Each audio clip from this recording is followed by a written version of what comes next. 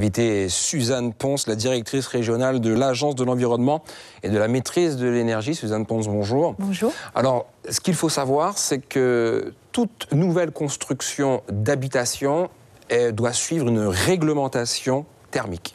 Tout à fait. C'est obligatoire. C'est la réglementation thermique qui existe pour l'outre-mer.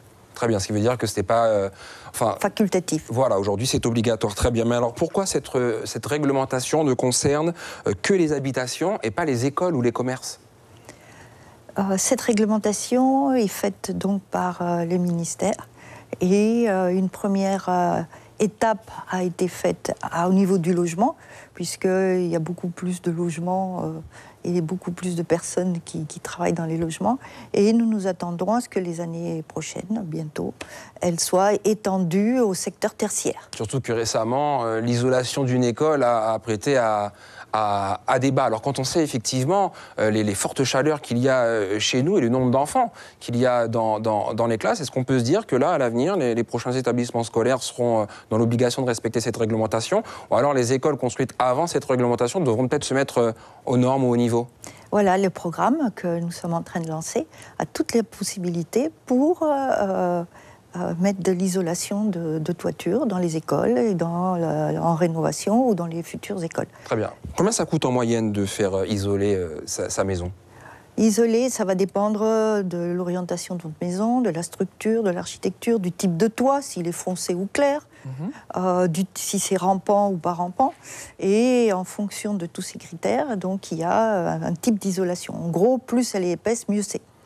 Et donc ça va dépendre de la surface à isoler, ça va dépendre du type d'isolant que vous choisissez.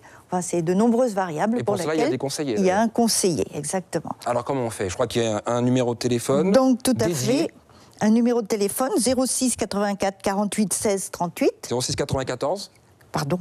Oui, 48 16 38. Auquel le bénéficiaire, le futur bénéficiaire peut téléphoner. Il aura un rendez-vous avec un conseiller. Ce conseiller, d'une part, va le conseiller, va lui donner des documents comme le bien vivre en Guyane, où sont bien décrits tous les droits et tous les auxquels On les a à l'image, vous inquiétez pas. Oui. Et le guide des matériaux qui va lui permettre d'avoir un choix des différents matériaux. On lui remettra une liste des entreprises agréées, reconnues garantes de l'environnement, puisque pour avoir droit au crédit d'impôt, il faut que ces entreprises soient agréées, reconnues, parce que c'est déductible des impôts, et je crois qu'ils ont jusqu'à la fin de l'année. Exactement. Après, ça sera une prime, d'où l'importance de cet accompagnement jusqu'à, si nécessaire et si c'est souhaité, compléter les formulaires au niveau des impôts. Suzanne Ponce, merci d'avoir répondu à nos questions. Je vous rappelle, directrice régionale de l'Agence de l'environnement et de la maîtrise de l'énergie. Suivez l'info sur Guyana Première, télé, radio et Internet.